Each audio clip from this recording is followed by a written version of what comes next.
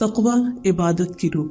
آج ہم انشاءاللہ تقوی کے بارے میں پڑھیں گے کہ وہ ہماری زندگی میں، ہماری عبادات میں کس قدر اہمیت رکھتا ہے۔ اس کے بارے میں قرآن مجید کی ایک آیت ہے، لَيْسَ الْبِرَّ أَن تُوَلُّوا وُجُوهَكُمْ قِبَلَ الْمَشْرِقِ وَالْمَغْرِبِ وَلَكِنَّ الْبِرَّ مَنْ آمَنَ بِاللَّهِ وَالْيَوْمِ الْآخِرِ وَالْمَلَائِكَةِ وَالْكِتَابِ وَالنَّبِيِّينَ وَآتَى الْمَالَ عَلَى حُبِّهِ ذَوِي الْقُرْبَى وَالْيَتَامَى وَالْمَسَاكِينَ وَابْنَ السَّبِيلِ وَالسَّائِلِينَ وَفِي الرِّقَابِ وَأَقَامَ الصَّلَاةَ وَآتَى الزَّكَاةَ وَالْمُوفُونَ بِعَهْدِهِمْ إِذَا عَاهَدُوا والصابرين في البأساء والضراء وحين البأس أولئك الذين صدقوا وأولئك هم المتقون۔ نیکی یہی نہیں کہ تم اپنا رخ مشرق یا مغرب کی طرف پھیر لو، بلکہ اصل نیکی یہ ہے کہ کوئی شخص اللہ پر، روز قیامت پر، فرشتوں پر، کتابوں پر اور نبیوں پر ایمان لائے اور اللہ سے محبت کی خاطر اپنا مال رشتہ داروں، یتیموں، مسکینوں، مسافروں، سوال کرنے والوں کو اور غلامی سے نجات دلانے کے لیے دے، نماز قائم کرے اور زکوٰۃ ادا کرے۔ نیز متقی لوگ وہ ہیں کہ جب عہد کریں، وعدہ کریں تو اسے پورا کریں اور بدحالی، مصیبت اور جنگ کے دوران صبر کریں۔ ایسے ہی لوگ سچے ہیں اور یہی لوگ متقی ہیں۔ اس آیت سے یہ بات پتہ چلتی ہے کہ اصل نیکی تو وہ نیکی ہے جس میں انسان کا دل اللہ کی طرف مائل ہو اور وہ اللہ کی خاطر سب کام کرنے والا ہو، اس کا معاملہ اپنے رب کے ساتھ درست ہو، خواہ وہ ایمان لانا ہو، خواہ وہ اپنا مال خرچ کرنا ہو، یا پھر صبر کرنا ہو، یا وعدہ پورا کرنا ہو، یہ سب کچھ وہ اپنے رب کے لیے کرتا ہو۔ ایسا ہی انسان متقی ہوتا ہے۔ حقیقت یہ ہے کہ تقوی ہر نیکی کی بنیاد ہے۔ کوئی بھی اچھا کام جب انسان کرتا ہے تو اس کی بنیاد میں، اس کی فاؤنڈیشن میں تقوی کار فرما ہوتا ہے۔ ابو سعید خدری رضی اللہ عنہ کہتے ہیں کہ ان کے پاس ایک آدمی آیا اور اس نے کہا کہ مجھے کوئی وصیت کیجیے، کوئی نصیحت کیجیے۔ انہوں نے کہا کہ تم نے مجھ سے وہی مطالبہ کیا ہے جو میں نے تم سے پہلے رسول اللہ صلی اللہ علیہ وسلم سے کیا تھا۔ آپ نے فرمایا، میں تجھے اللہ سے تقوی کی وصیت کرتا ہوں کیونکہ وہ ہر نیکی کی جڑ ہے۔ یعنی جس انسان کے دل میں تقوی ہوگا، وہ جو بھی کام کرے گا وہ نیکی والا ہوگا، اس کے ہر کام کے اندر ایک خوبصورتی پیدا ہو جائے گی۔ تقوی ہمارے اعمال کو خوبصورت بناتا ہے۔ ابو ذر رضی اللہ عنہ کہتے ہیں، میں نے عرض کیا، یا رسول اللہ صلی اللہ علیہ وسلم، مجھے کوئی نصیحت کیجیے۔ آپ نے فرمایا، میں تمہیں اللہ کے تقوی کی نصیحت کرتا ہوں کیونکہ تقوی تمہارے سارے کاموں اور اعمال کو بہت زیادہ خوبصورت بنانے والا ہے، اس کو زینت دینے والا ہے۔ اب دیکھیے کہ ابو سعید خدری نے نصیحت کا کہا تو آپ نے تقوی ہی کی تلقین کی، اور جب حضرت ابو ذر رضی اللہ عنہ نے نصیحت کے لیے کہا تو بھی آپ نے ان کو تقوی کی تلقین کی۔ ابو سعید کو آپ صلی اللہ علیہ وسلم نے بتایا کہ تقوی ہر نیکی کی جڑ ہے، یعنی اس کی بنیاد میں ہے، اور ابو ذر کو کہا کہ تقوی ہر عمل کو خوبصورت بناتا ہے۔ ایک کو اعمال کے اس حصے کی بات کی جو سامنے نظر نہیں آتا، جو بنیاد ہوتا ہے یعنی نیت، اور دوسرے کو جو حصہ ظاہر نظر آتا ہے، کیونکہ جیسے ایک درخت ہوتا ہے نا تو اس کا ایک حصہ زمین سے اوپر ہوتا ہے اور ایک زمین کے اندر جو اس کی جڑ ہوتی ہے، تو جڑ ہمیں نظر نہیں آتی، لیکن اگر جڑ خراب ہو تو درخت بھی خراب ہو جاتا ہے۔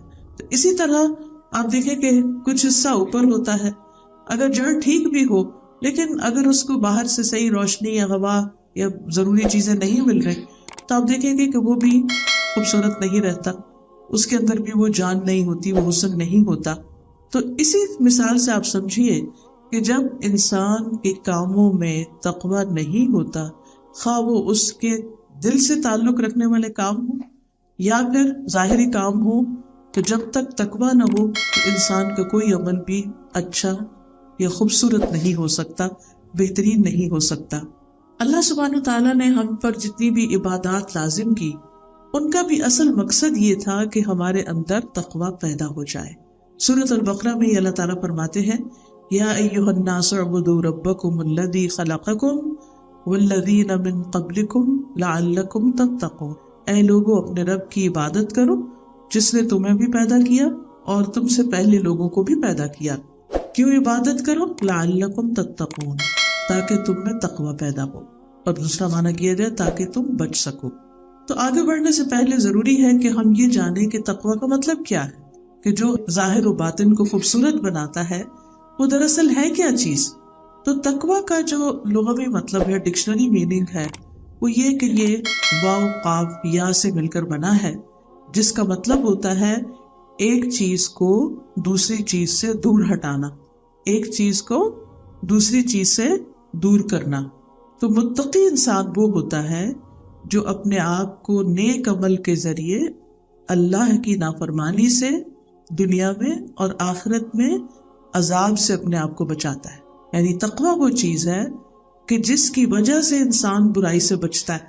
تقویٰ ہی وہ موٹیویشنل فورس ہے جس کے ذریعے انسان نیکی کی طرف رغبت کرتا ہے، اور جب وہ حقیقی معنوں میں برائی سے بچتا ہے اور اچھے کام کرتا ہے تو پھر الٹیمیٹلی اس کا ریزلٹ کیا ہوتا ہے کہ وہ آخرت کے عذاب سے بچتا ہے۔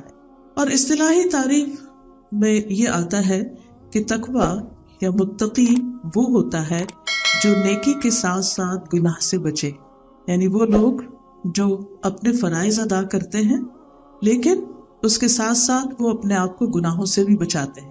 آپ نے دیکھا ہوگا کہ کچھ لوگ اچھے عمل بھی کرتے ہیں لیکن اس کے ساتھ ساتھ کچھ غلط کام بھی کر رہے ہوتے ہیں، جس کے نتیجے میں وہ غلط کام جو ہے وہ اچھے کاموں کا بھی اثر ختم کر دیتے ہیں۔ مثلا کچھ لوگ نماز پڑھتے ہیں، نماز کے علاوہ تہجد بھی پڑھتے ہیں لیکن غیبت نہیں چھوڑتے، دوسروں کی برائیاں نہیں چھوڑتے، وعدہ پورا نہیں کرتے، تو ایسے شخص متقی نہیں کہلا سکتا، چاہے وہ سارا دن مصلی پہ کھڑا رہے، لیکن اگر اسے سلام پھیر کے جو ہی کسی سے بات کی، اس کو تانا دیا، کسی کے ساتھ بد اخلاقی برتی، کسی کے ساتھ زیادتی کی، کسی کی برائی کی، تو اس کا صرف نماز پڑھ لینا اس کو متقی نہیں بناتا جب تک کہ وہ اپنی زبان کو بھی بری باتوں سے اور غلط قسم کی گفتگو سے بچاتا نہیں۔ تو جب تک انسان حرام کو نہیں چھوڑتا تو صرف حلال کھانے سے بات نہیں بنتی، اور پھر صرف حرام ہی کو نہیں چھوڑنا ہوتا، شک والی چیزوں کو بھی چھوڑنا ہوتا ہے تقویٰ میں، تو اس ڈر سے کہ کہیں وہ ہمیں حرام تک نہ لے جائے۔ امام راغب کہتے ہیں کہ شریعت میں تقویٰ یہ ہے کہ نفس کی حفاظت ایسی چیز سے کرنا جو گناہ میں ڈالتی ہو، یعنی جو چیزیں انسان کو گناہ کی طرف لے جانے والی ہیں انسان اس سے بھی بچے، اور یہ حرام چیز کو چھوڑنے کے ساتھ ہوتا ہے۔ اور اس کی تکمیل یعنی یہ مکمل کب ہوتا ہے تقویٰ؟ جب انسان بعض جائز اور مباح کاموں کو بھی چھوڑ دے کہ اس کے کرنے سے پھر میں فلاں غلط کام میں پڑ جاؤں گا، تو اس سے بہتر ہے کہ میں اس راستے سے یہ کام نہ کروں۔ تو یہ ہر انسان کے دل کا معاملہ ہوتا ہے، اس کے شعور کا معاملہ ہوتا ہے، یہ اس کو خود ڈیسائیڈ کرنا ہوتا ہے کہ مجھے کون سا کام کب اور کیسے کرنا ہے، اور پھر ان کاموں سے بچنا ہے کہ جن سے نیکی برباد، گناہ لازم آتا۔ اس کی مثال ایسے ہی ہے کہ جیسے ایک شخص اچھی غذا کھاتا ہے، یعنی بیلنس ڈائٹ ہے اس کی، وہ ہر چیز لے رہا ہے لیکن اس کے ساتھ ساتھ وہ بد پرہیزی بھی کر رہا ہے، یعنی کوئی ایسی چیزیں بھی کھا رہا ہے کہ جس سے اس کی جو صحیح قسم کی غذا ہے وہ بھی اس کے جسم کا حصہ نہیں بنتی۔ مثلاً آپ دیکھیں کہ اگر کوئی شخص بیمار ہے، خاص طور پر کیونکہ بیمار کو پرہیز زیادہ چاہیے ہوتا ہے، اگر کوئی شخص بیمار ہے، وہ سارا دن بہت نپا تلا کھانا کھا رہا ہے، ہر چیز کی احتیاط کر رہا ہے، لیکن کسی ایک وقت میں بیٹھ کے وہ سخت بد پرہیزی کر لیتا ہے، تو نتیجہ کیا ہوتا ہے کہ وہ بعض اوقات ہفتے بھر کے جو پرہیز کیا ہوتا ہے اس کا بھی اثر چلا جاتا ہے۔ تو اسی طرح انسان جب تقویٰ اختیار کرنا چاہتا ہے تو اسے صرف نیک کام کی فکر نہیں کرنی کہ مجھے کرنے کے کام کیا، بلکہ یہ بھی فکر کرنی ہے کہ ان نیکیوں کو برباد کرنے والی کون سی چیز ہے۔ مثلاً بعض اوقات انسان اچھا کام کرتا ہے، صدقہ خیرات کرتا ہے، مگر اس کے اندر ریاکاری بھی ہوتی ہے، دکھاوا ہوتا ہے، تو اب کسی کو تو نہیں پتا لیکن خود اس کو پتا ہے کہ میں کیا کر رہا ہوں، کیونکہ اس کا دل بتا رہا ہے اس کو کہ تم یہ ٹھیک نہیں کر رہے۔ دوسروں کے سامنے وہ بہت نیک ہے لیکن حقیقی معنوں میں اللہ کی نگاہ میں وہ شخص متقی نہیں ہے، کیونکہ وہ اس چیز سے نہیں بچ رہا کہ جو اللہ کو نظر آ رہی ہے، ان چیزوں سے تو بچ رہا ہے جو لوگوں کو نظر آ رہی ہیں. کیونکہ بعض اوقات ہم لوگوں کی نظر میں بہت نیک ہوتے ہیں لیکن حقیقت میں نیک نہیں ہوتے، کیونکہ ہمارا معاملہ اللہ کے ساتھ درست نہیں ہوتا. ہم لوگوں کے ڈر سے بعض اوقات کچھ کام کر رہے ہوتے ہیں، اللہ کے ڈر سے نہیں کر رہے ہوتے. حالانکہ لوگ بعض اوقات ہمیں دیکھتے بھی نہیں، انہیں پرواہ بھی نہیں ہوتی ہم کیا کر رہے ہیں کیا نہیں کر رہے. کہ اللہ سبحانہ وتعالیٰ تو ہر جگہ دیکھتا ہے.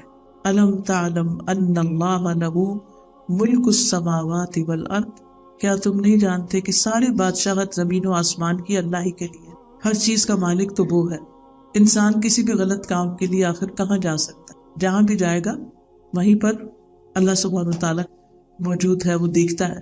پھر اسی طرح تقویٰ کے لیے ضروری ہے کہ انسان بے مقصدیت چھوڑ دے، فضول کام چھوڑ دے. یعنی متقی انسان لغو اور بیکار کاموں سے بچتا ہے. جنت کی جو خوبی بیان کی گئی ہے قرآن مجید میں، اس میں سے ایک خوبی یہ بھی ہے کہ لا تسمعوا فیہا لاغیہ، وہاں تم کوئی لغو بات نہیں سنو گی. سورۃ النبأ میں آتا ہے لا یسمعون فیہا لغوا ولا کذابا، جنت میں لوگ لغو اور جھوٹ نہیں سنیں گے، یہ دو چیزیں وہاں نہیں ہوگی. اب جو لوگ ان دو چیزوں کو دنیا میں نہیں چھوڑ سکتے، وہ پھر ان کا دل وہاں کیسے لگے گا، وہاں کیسے جا سکتے؟ کیونکہ وہاں جانے کی شرط یہ ہے کہ آپ یہ دو چیزیں چھوڑ دیں، کیونکہ وہاں کے ماحول کے ساتھ یہ چیزیں ایڈجسٹ نہیں کرتی. ایک جھوٹ زندگی سے نکل جائے اور دوسرے لغو، فضولیات، بیکار کی چیزیں. تو فیروز آبادی کہتے ہیں کہ تقوی سے مراد ہر اس چیز سے پرہیز کرنا ہے جس میں نقصان ہو، اور وہ ہے نافرمانی اور فضول کام. پھر اسی طرح خواہشات کی مخالفت کرنا، اپنی ڈیزائرز کے اگینسٹ جانا، یہ بھی تقوی کا حصہ ہوتا ہے. یعنی انسان اپنے نفس کی لذتوں کو چھوڑے اور خواہشات کے اگینسٹ جائے. پھر اسی طرح بچ بچ کے احتیاط سے زندگی بسر کرنا. مثلا جب آپ گاڑی چلا رہے ہوتے ہیں تو آپ دیکھیے کہ آپ کی صرف دو آنکھیں نہیں ہوتی بلکہ چار ہوتی ہیں. دو آگے دیکھ رہی ہوتی ہیں، دو پیچھے بھی دیکھ رہی ہوتی ہیں، بلکہ دائیں بائیں بھی دیکھنا پڑتا ہے آپ کو. تب آپ سیف اینڈ ساؤنڈ اپنے ڈیسٹینیشن پہ پہنچتے ہیں. اسی طرح ایک متقی انسان جو ہوتا ہے وہ دنیا میں چاروں طرف دیکھ کر محتاط ہو کر چلتا ہے کہ کوئی چیز اس کے ساتھ نہ ٹکرائے اور وہ کسی چیز کے ساتھ نہ ٹکرائے. یعنی کوئی اسے اللہ کی نافرمانی کی طرف نہ لے جائے اور وہ خود بھی اپنے نفس کی خواہش کی وجہ سے کسی حرام کام میں یا کسی اللہ کی نافرمانی کے کام میں نہ پڑے. ایک آدمی نے ابو ہریرہ سے تقوی کے بارے میں پوچھا تھا. انہوں نے کہا کیا تم کبھی ایسے راستے پہ چلے ہو جو خاردار ہو، کانٹوں والا ہو؟ اس نے کہا جی ہاں. انہوں نے فرمایا پھر تم نے کیا کیا؟ اس نے کہا جب میں کانٹوں کو دیکھتا تو اس جگہ سے کترا کر نکل جاتا یا اوپر سے پھلانگ جاتا. انہوں نے فرمایا یہی تقوی ہے کہ انسان ایسی چیزوں سے جو اس کو الجھانے والی ہو، جو اس کو نقصان دینے والی ہو، ان سے بچ کے نکل جائے. حضرت عمر رضی اللہ عنہ سے بھی ایسی ایک بات مروی ہے. پھر اسی طرح بعض بزرگ لوگوں نے تقوی کی تعریف یوں بھی کی اللہ سبحانہ وتعالیٰ کے اس قول میں اتقوا اللہ حق تقاتہ، کہ اللہ سے ڈرو جیسے اسے ڈرنے کا حق ہے. اس کا معنی انہوں نے یہ کہا کہ اللہ کی اطاعت کرو اور اس کی نافرمانی نہ کرو، اس کا ذکر کرو اور اس کو بھولو نہیں. یعنی ہر دم اللہ کو یاد رکھو، اس کا شکر کرو اور اس کی ناشکری نہ کرو. تو یہ ہے دراصل تقویٰ کہ انسان ہر دم شکر گزار رہے، اللہ کو یاد کرتا رہے اور پھر اللہ سبحانہ تعالیٰ کی نافرمانی سے پرہیز کرے. پھر اسی طرح ذرہ برابر برائی سے بھی انسان اپنے آپ کو بچانے کی فکر کرے. ابو درداء کہتے ہیں کہ مکمل تقویٰ یہ ہے کہ انسان اللہ سے اتنا ڈرے کہ ذرہ برابر چیز سے بھی پرہیز کرے، یعنی چھوٹے چھوٹے گناہوں سے بھی بچے، یہاں تک کہ بعض ایسی چیزوں کو بھی چھوڑ دے کہ جن کے بارے میں اسے یہ شک ہو کہ کہیں یہ حرام نہ ہو، یہ شک والی چیزوں کو، تاکہ اس کے اور حرام کے درمیان میں ایک اوٹ ہو. اللہ سبحانہ وتعالیٰ نے قرآن مجید میں فرمایا فَمَن يَعْمَلْ مِثْقَالَ ذَرَّةٍ خَيْرًا يَرَهُ وَمَن يَعْمَلْ مِثْقَالَ ذَرَّةٍ شَرًّا يَرَهُ. جس نے ذرہ برابر برائی کی ہوگی اسے وہ دیکھے گا، اور جس نے ذرہ برابر نیکی کی ہوگی اسے بھی وہ دیکھ لے گا. تو اس سے یہ پتہ چلتا ہے کہ معمولی نیکی اور معمولی گناہ جو ہے وہ حقیقت میں معمولی نہیں ہوتا. قرآن مجید میں آتا ہے وَيْلٌ لِّلْمُطَفِّفِينَ، ناپ تول میں کمی کرنے والوں کے لیے ہلاکت ہے، تباہی ہے. اب اس کی تفسیر میں یہ کہا جاتا ہے کہ اس سے مراد یہ نہیں کہ کوئی بڑے بڑے انسان دھوکے دے کسی کو بزنس میں، چھوٹی چھوٹی چیزیں، یعنی مثلاً جیسے ایک بوتل پانی کی ہے اور اس کے اوپر اگر لکھا ہوا ہو 1 لیٹر، تو 1 لیٹر میں وہ 1 ملی لیٹر یا 2 ملی لیٹر کم ڈالے. اب گھر جا کے کسی نے اس کو ناپ تول کے تھوڑی دیکھنا ہے کہ 1 ملی لیٹر اس میں سے کم ہے. عام طور پر خریدنے والوں کو پتہ بھی نہیں چلتا، لیکن وہ ہر ایک بوتل میں سے اگر 1 ملی لیٹر نکالتا جائے تو آپ دیکھیے کہ 1000 بوٹل میں سے کتنا ہو جائے گا، 1000 ملی لیٹر ہو جائے گا، وہ 1 لیٹر ہو جائے گا یار. تو اب آپ دیکھیے کہ وہ تھوڑا کرتے کرتے کتنا زیادہ ہو گیا. تو اس کو تطفیف کہتے ہیں. تطفیف کہتے ہیں معمولی چھوٹی سی ذرا حقیر سی کسی چیز کو حقدار کو نہ دینا، اس کے حق میں سے رکھ لینا. تو جو متقی ہوگا وہ 1 لیٹر کو واقعی پورا 1 لیٹر ہی کہے گا، اس میں سے کچھ بھی تھوڑا سا نہیں نکالے گا. اب جب اتنی سی چیز کوئی کسی کے مال میں سے یا حق میں سے لے لیتا ہے تو لینے والے کو بھی پتہ نہیں چلتا، وہ آپ کے بارے میں اچھا ہی گمان رکھتا ہے کہ ہاں ٹھیک ہی دیا ہوگا آپ نے. بعض اوقات ایسا ہوتا ہے نا کہ کوئی چیز کوئی مال آپ لیتے ہیں ایسا کہ جو بڑی کوانٹٹی میں ہوتا ہے، لیکن وہ اتنا چھوٹا ہوتا ہے کہ جب آپ کی شپمنٹ آتی ہے تو آپ اس میں سے ہر چیز کو کاؤنٹ نہیں کر سکتے، بس ایک اسیسمنٹ ہی کرتے ہیں. تو اس میں آپ دیکھیے کہ بعض اوقات ڈالنے والے اس میں سے نکال بھی لیتے ہیں، کم ڈال دیتے. کس نے گننا، کون دیکھنے والا ہے، کون پوچھنے والا ہے. یہ ایٹیٹیوڈ اور یہ رویہ کس کا ہوگا؟ جو اللہ سے ڈرتا نہیں. جو اللہ سے ڈرتا ہے وہ کہے گا کہ آج اگر میں نے کسی کو 1 آئٹم بھی کم دیا، 1000 میں سے 1 بھی یا 2 بھی کم دیے، تو لینے والے کو تو شاید نہ پتا چلے، لیکن قیامت کے دن اللہ سبحانہ تعالیٰ اس کو بھی مجھے دکھائے گا اور میرے مال میں سے اس کو بھی نکال لے گا. اور وہ کیا ہوگا مال اس وقت کا؟ اس وقت کی کرنسی ہمارے اعمال. تو متقی انسان اللہ سے ڈرتے ہوئے زندگی بسر کرتا ہے اور دوسروں کو اس کا حق پورا دیتا ہے. پوائنٹس کا بھی وہ تو فکر کرتا ہے کہ مجھے یہ دینے پڑیں گے. پھر اسی طرح تقویٰ کا معنی یہ ہوتا ہے ایسی چیزوں سے بھی بچنا جن سے عام طور پر لوگ نہیں بچتے. کیونکہ بعض اوقات ایسا ہوتا ہے نا کہ انسان کسی کو کہتا ہے کہ یہ نہیں کرنا چاہیے، وہ کہتا ہے یہ تو سبھی کرتے ہیں، اس سے کیا فرق پڑتا ہے. لیکن متقی انسان نہیں کرتا، وہ میرے لیے اس میں کوئی جواز نہیں کہ سبھی کرتے ہیں تو میں بھی کر لوں. پھر تقویٰ کی روح یہ بھی ہے کہ جس چیز سے منع کر دیا گیا وہاں سے انسان دور رہے، اس کے قریب نہ پٹکے. ایک حدیث میں آتا ہے کہ ہر بادشاہ کی ایک چراگاہ ہوتی ہے اور اللہ کی چراگاہ اس کی حرام کردہ چیزیں ہیں.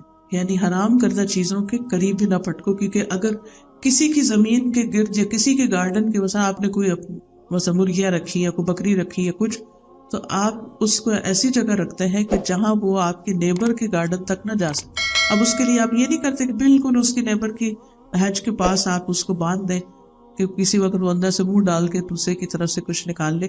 نہیں، آپ اس کو دور باندھتے کہ بھائی یہ کسی بھی طرح اس کے اندر نہ جا سکے.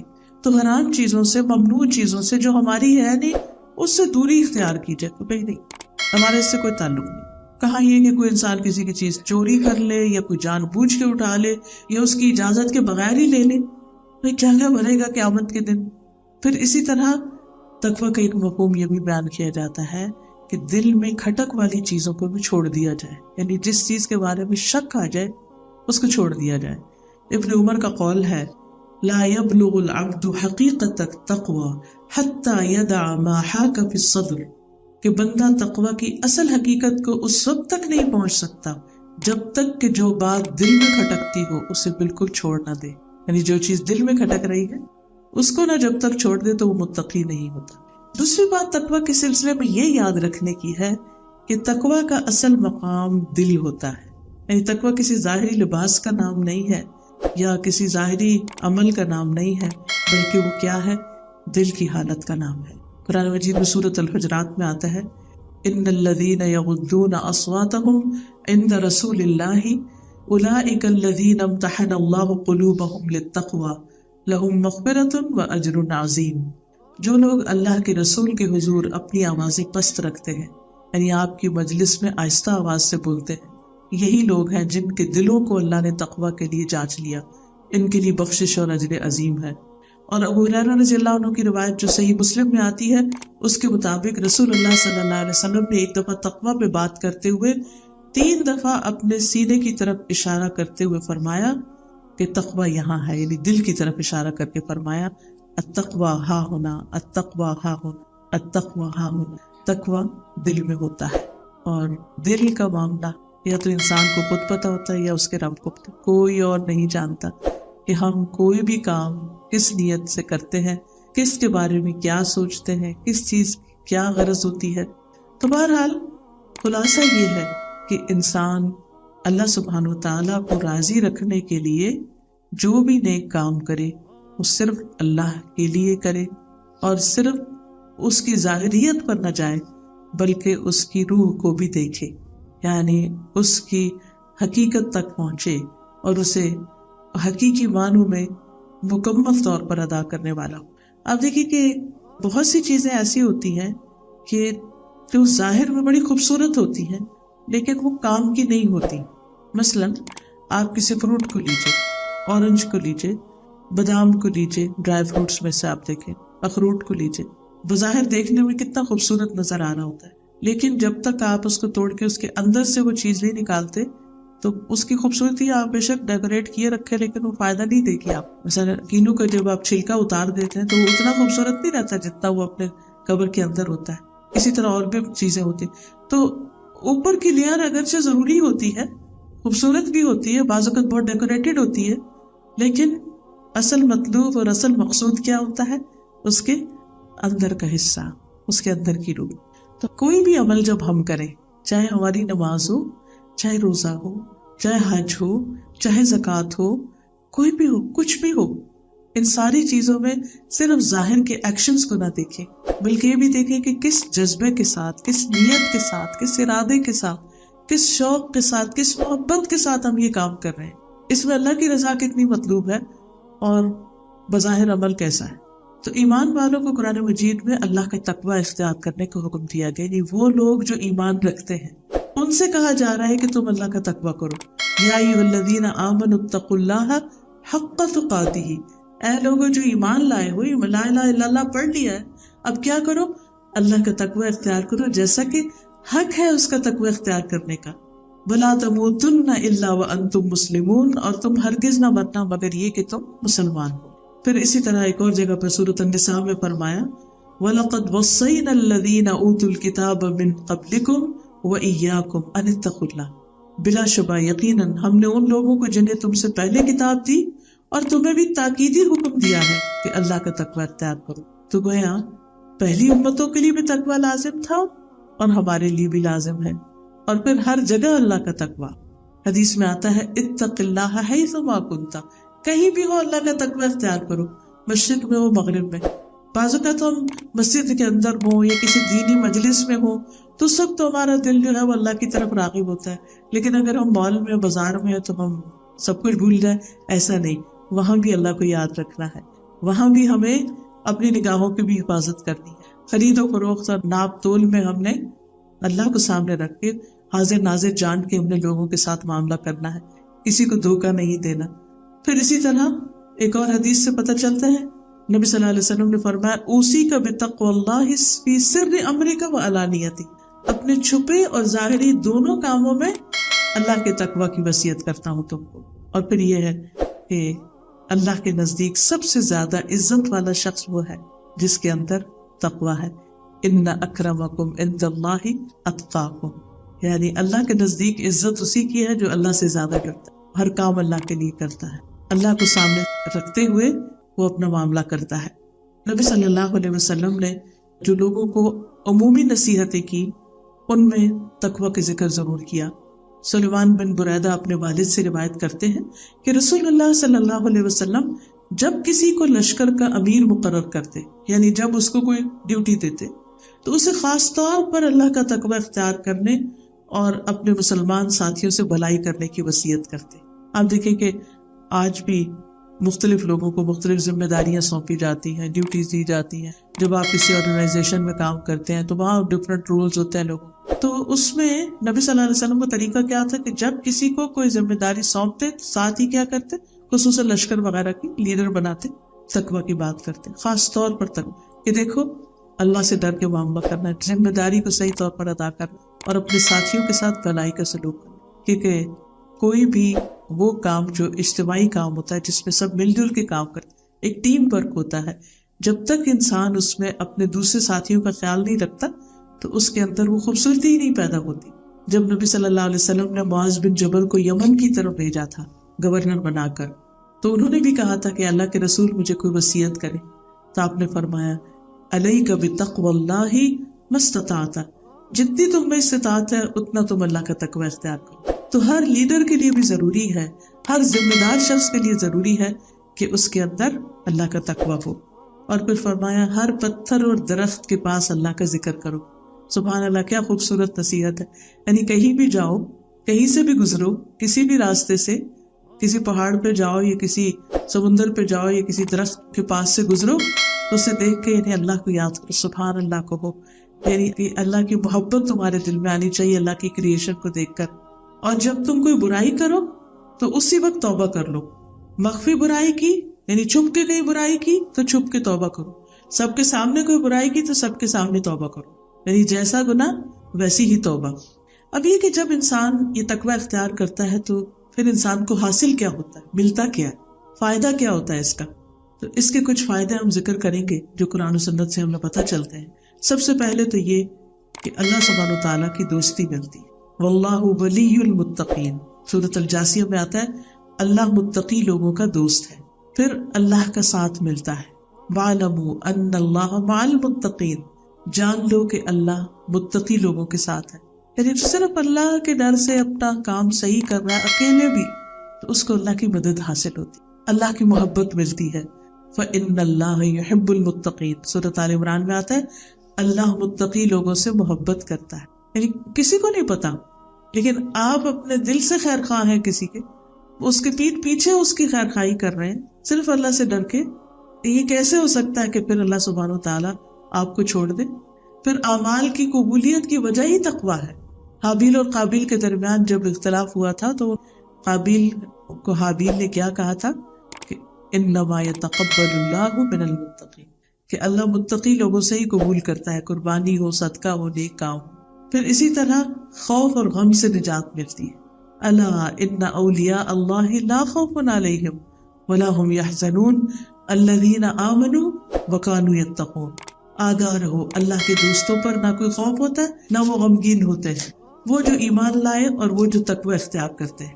پھر اسی طرح دنیا اور آخرت کی بھلائیاں ملتی ہیں۔ اللہ تعالیٰ فرماتے ہیں وَلَنِعْمَ دَارُ الْمُتَّقِينَ، متقین کا گھر کتنا اچھا ہے۔ پھر اسی طرح ہر طرح کی خیر ملتی ہے۔ نبی صلی اللہ علیہ وسلم نے فرمایا میں تمہیں اللہ کے تقوی کی نصیحت کرتا ہوں کیونکہ تقوی ہر خیر کو اکٹھا کرنے والا ہے۔ یعنی جب تمہارے اندر تقوی ہوگا تو ہر طرح کی بھلائی نصیب ہوگی، دشمن کے مکر و فریب سے نجات ملتی ہے۔